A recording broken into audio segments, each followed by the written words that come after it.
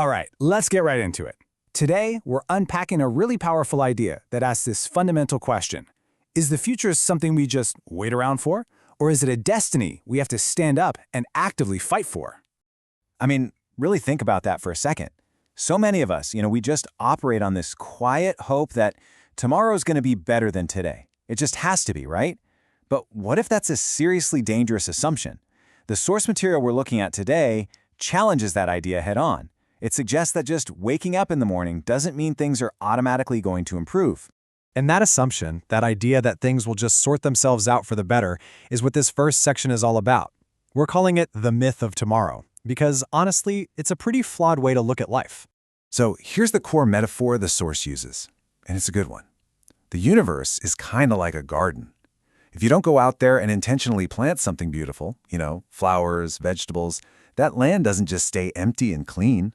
Nope, it grows weeds. The point is, doing nothing isn't a neutral choice. It actually defaults to a negative outcome. This means the future isn't some peaceful, empty territory just waiting for us to fill it with good things. It's actually described as a contested space, a spiritual battleground, where all these different forces are actively pushing their own agendas for what your tomorrow is going to look like. You might be sitting there hoping for favor, but other forces could be actively programming things like captivity or failure into your future. Okay, so if the future is a battleground, what does that fight look like for us right here, right now? Well, this is where it gets really interesting. The source describes our current time as this profound contradiction, what we're calling a tale of two prophecies. The source points to scriptures, like in Joel and Isaiah, that talk about our era in two totally opposite ways, happening at the exact same time. On one hand, it's supposed to be a time of gross darkness and overwhelming gloom, but at the very same moment, it's also the time for the rise of a great people, a strong generation like we've never seen before. How can that be? So how can both of those things possibly be true at once? The speaker uses this absolutely brilliant metaphor of a semicolon. You know how in grammar, a semicolon connects two related ideas, but it usually expands on the first one? Well, think of it like that. The prophecy says there will be darkness, semicolon, and a great people will arise. It suggests that this great people don't just exist despite the darkness, they rise because of it. They are the direct answer to the darkness. So, here's the crucial point, right?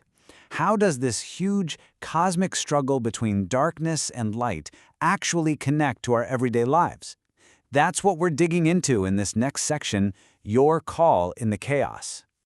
According to the source, the problems you see all around you, poverty, injustice, all the strife, they aren't just random unfortunate events. They are personal calls. Each and every one is a specific invitation, an opportunity that's just waiting for someone to step up and say, I'll be the solution.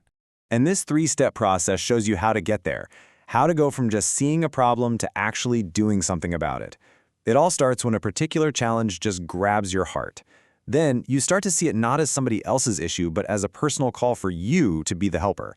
And that totally reframes what ministry is. It's not a job title, it's the problem you were born to solve.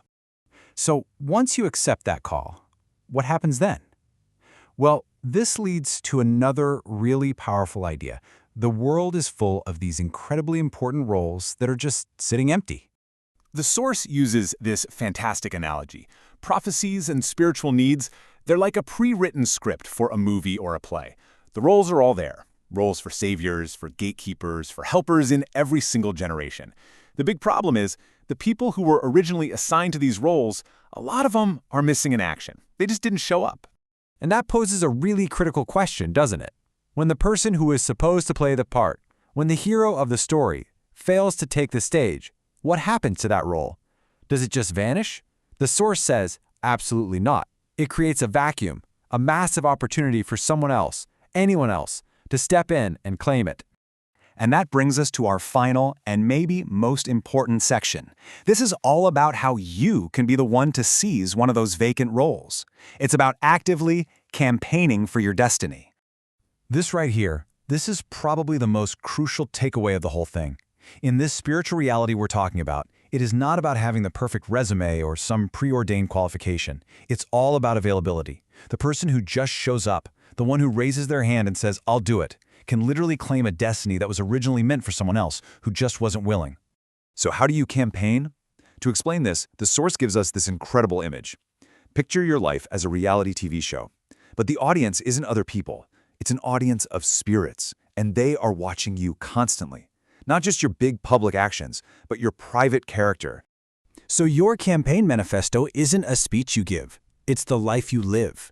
This spiritual audience is watching how you act when you think nobody's looking. They see your integrity in secret, how you handle yourself under pressure, and your willingness to keep fighting when the odds are stacked against you. Those actions, those are your votes, proving you're a worthy candidate to fill one of those empty roles.